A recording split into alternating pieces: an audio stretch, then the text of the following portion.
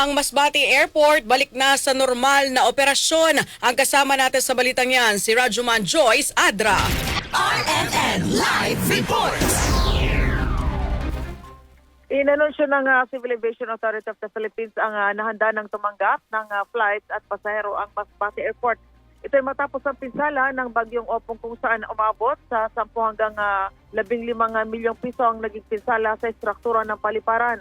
Agad naman na isinagawa ang clearing of safety measures upang maibalik ang operasyon at masiguro ang kaligtasan ng mga pasahero. Tinanggal na rin ang mga nakabiting debris at materyales sa kisame, naglagay ng pansamantalang bubong at naibalik ang supply ng kuryente at internet connection sa airport.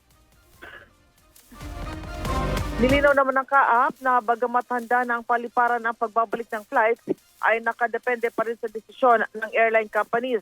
Tiniyak ng CAAP sa publiko na magpapatuloy ang improvement at mananatili ang kanilang pangako sa ligtas at maaasahang air travel.